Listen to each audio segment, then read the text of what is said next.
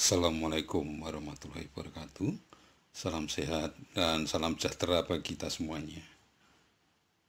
Pada pertemuan kali ini kita akan bersama-sama belajar tentang bagaimana metodologi pengembangan sistem informasi tradisional. Adapun macam-macam dari model tradisional yang akan kita pelajari bersama pada hari ini. Yang pertama adalah model waterfall, kemudian yang kedua adalah model incremental proses, kemudian yang ketiga adalah model proses evaluasi, kemudian yang keempat adalah model concurrent, dan yang terakhir adalah model rational unified process atau yang sering kita kenal dengan singkatan RUP. Model yang pertama adalah model waterfall. Nah, menurut Pressman, di dalam bukunya yang berjudul Rekayasa Perangkat Lunak, ini membahas tentang tahapan di dalam model waterfall. Itu yang pertama adalah communication, kemudian yang kedua planning, kemudian yang ketiga adalah modeling, kemudian yang keempat adalah construction, kemudian yang terakhir adalah deployment. Tahap yang pertama adalah communication. Nah, sebelum memulai pekerjaan yang bersifat teknis, ini sangat diperlukan adanya komunikasi dengan customer atau pelanggan demi memahami dan mencapai tujuan yang ingin dicapai. Hasil dari komunikasi tersebut adalah inisialisasi proyek seperti menganalisis permasalahan yang dihadapi dan mengumpulkan data-data yang diperlukan, serta membantu mendefinisikan fitur dan fungsi dari aplikasi.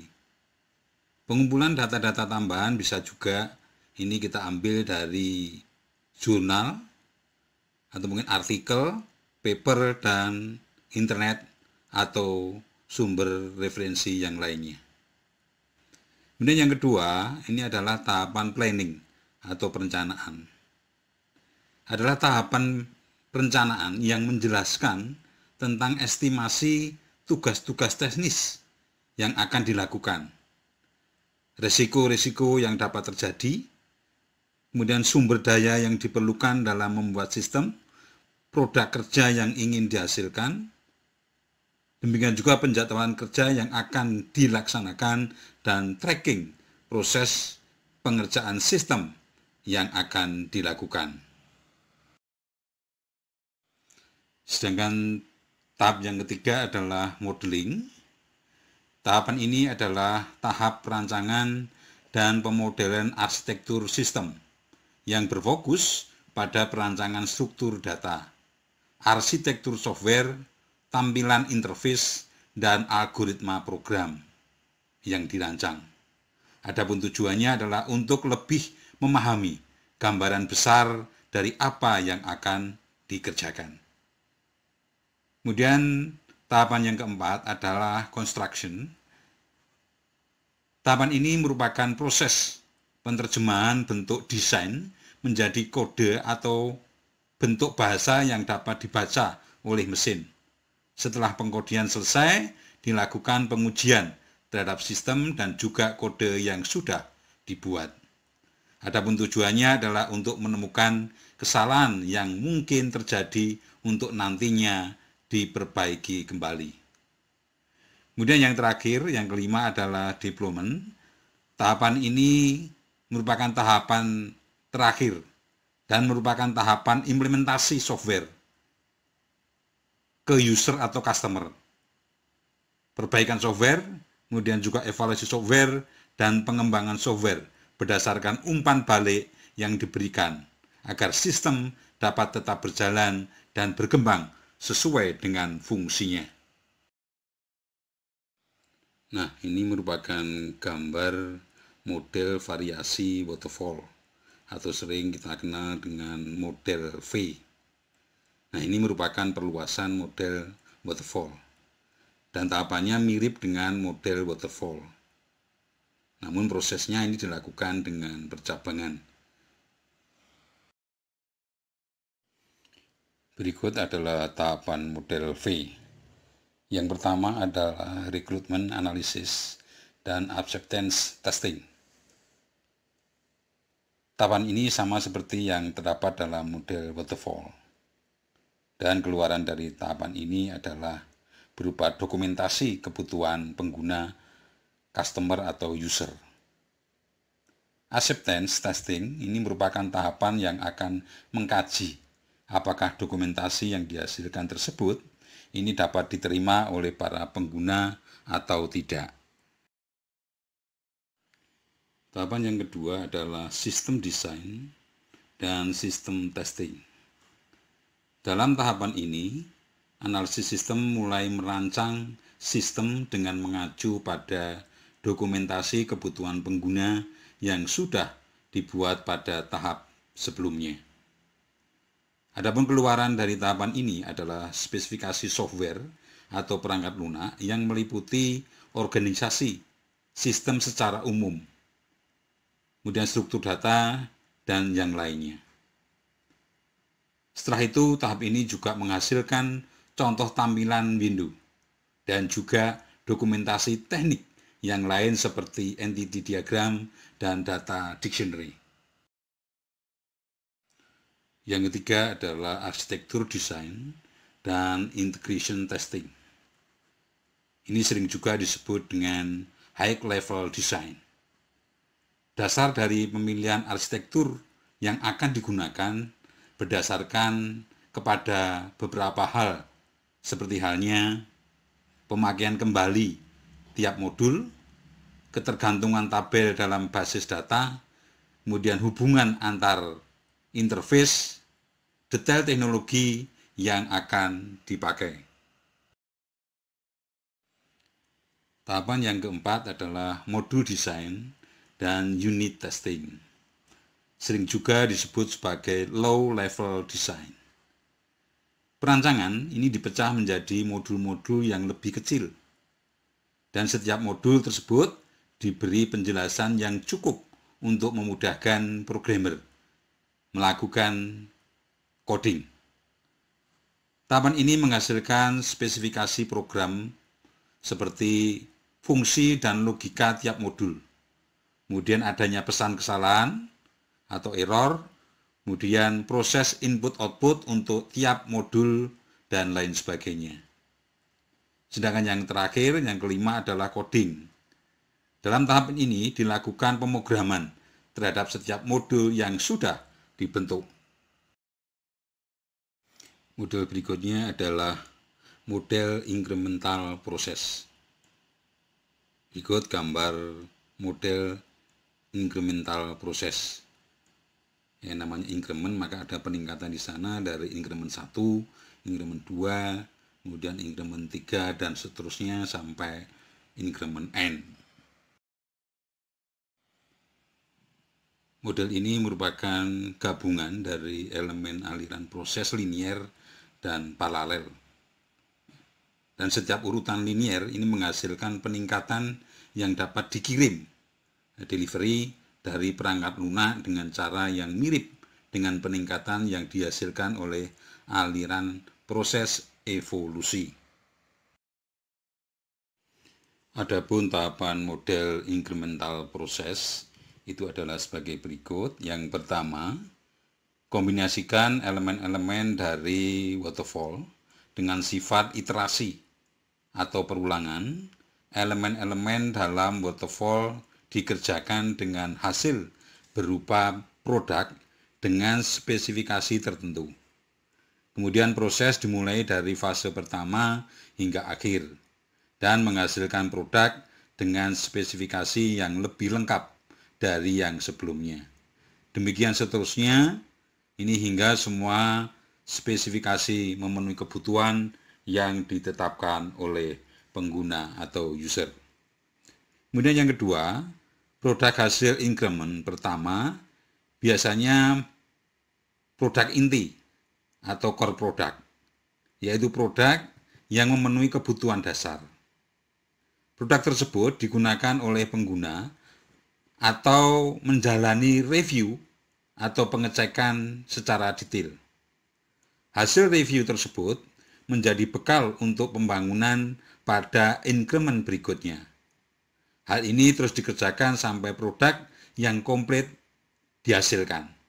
Dan model ini cocok jika jumlah anggota tim pengembang atau pembangun perangkat lunak ini tidak cukup. Kemudian yang ketiga adalah mampu mengakomodasi perubahan secara fleksibel. Dan yang keempat, produk yang dihasilkan pada increment pertama bukanlah prototipe, tetapi produk yang sudah bisa berfungsi dengan spesifikasi dasar.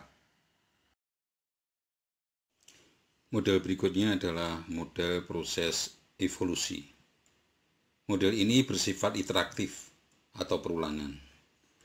Model ini ditandai dengan cara yang memungkinkan kita untuk mengembangkan versi perangkat lunak yang semakin lengkap, yang meliputi model prototipe dan model spiral.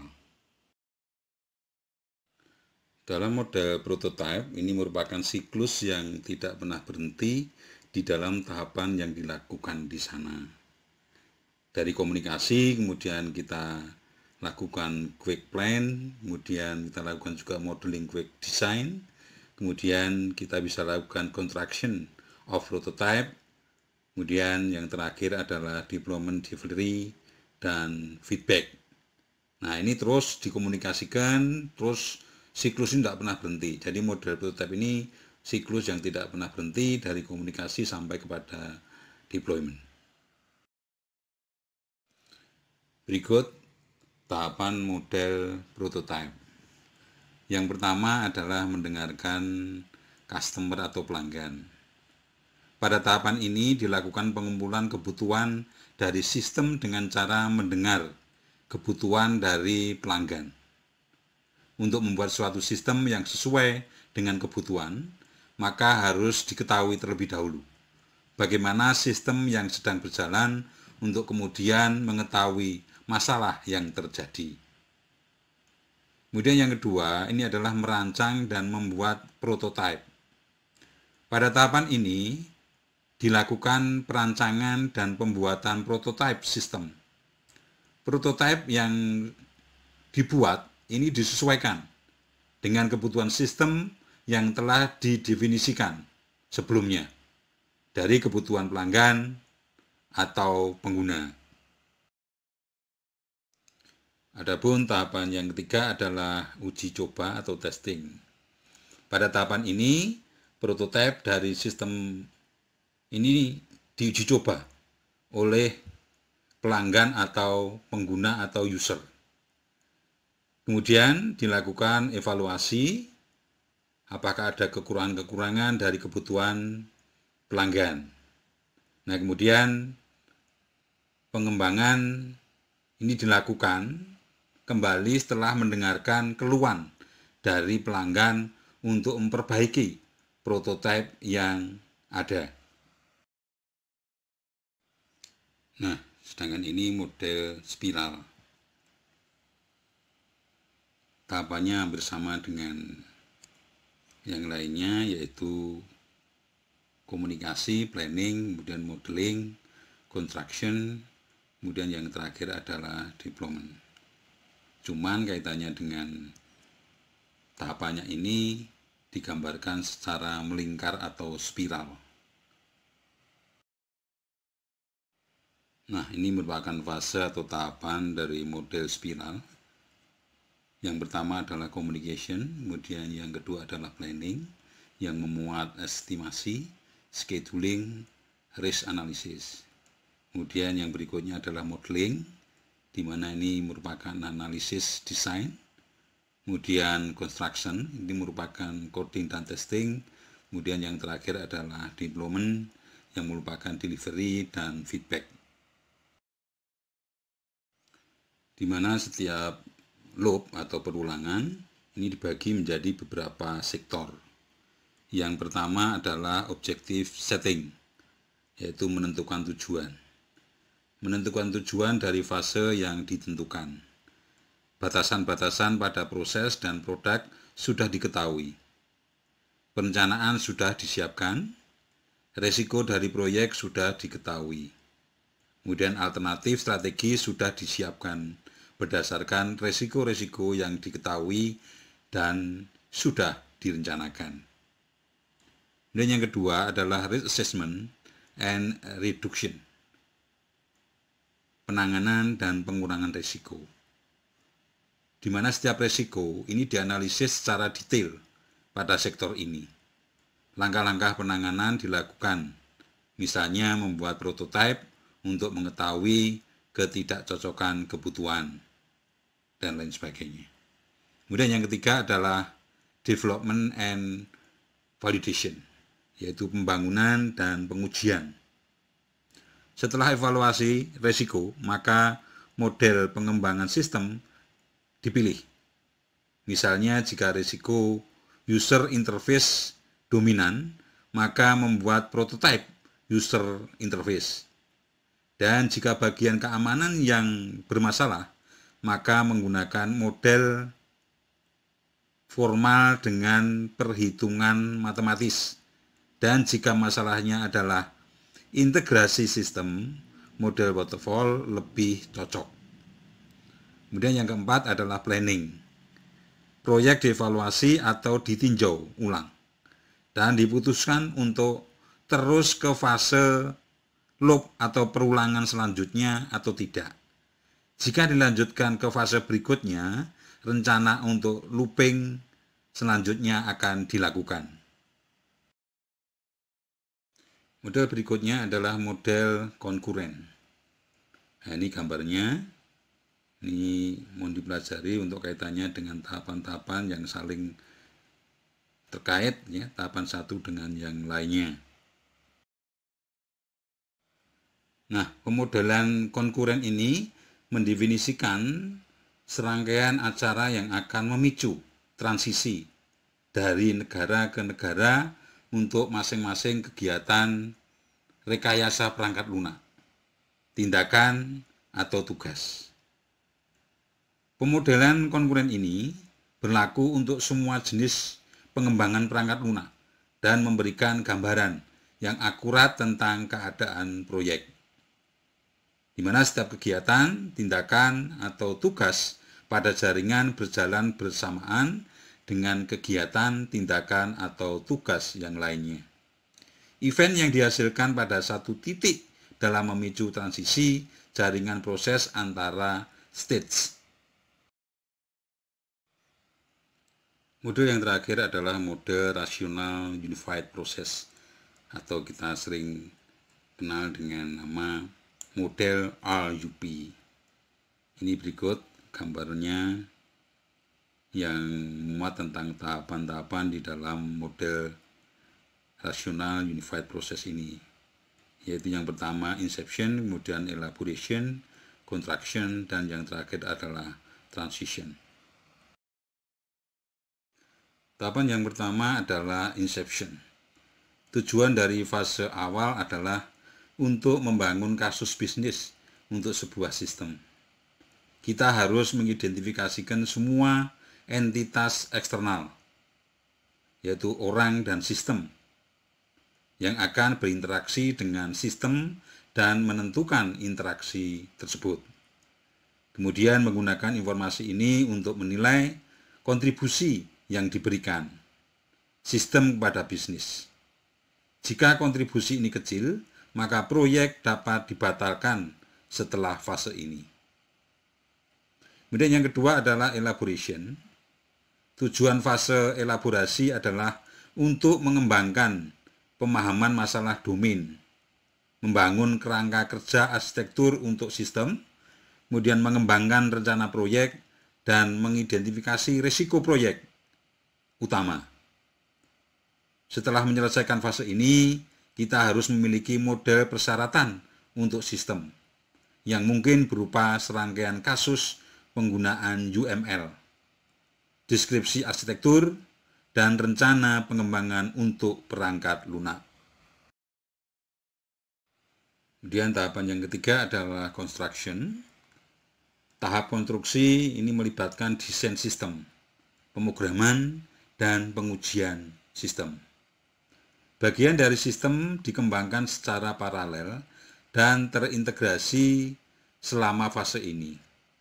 Setelah menyelesaikan fase ini, kita harus memiliki sistem perangkat lunak yang berfungsi dan dokumentasi terkait yang siap dikirim ke pengguna atau user. Kemudian yang terakhir, tahapannya adalah tahap transition. Fase terakhir ini berkaitan dengan pemindahan sistem dari komunikasi pengembangan ke komunikasi pengguna dan membuatnya bekerja di lingkungan nyata, real. Ini sesuatu yang diabaikan dalam sebagian besar model proses perangkat lunak, tetapi pada kenyataannya merupakan kegiatan yang mahal dan terkadang justru bermasalah. Dan setelah menyelesaikan fase ini, kita harus memiliki sistem perangkat lunak terdokumentasi yang berfungsi dengan benar di lingkungan operasionalnya. Baik, saya kira cukup sekian materi pertemuan pada hari ini, yaitu tentang metodologi pengembangan sistem informasi tradisional. Ada kurang lebihnya, saya mohon maaf. Dan akhir kata, Assalamualaikum warahmatullahi wabarakatuh.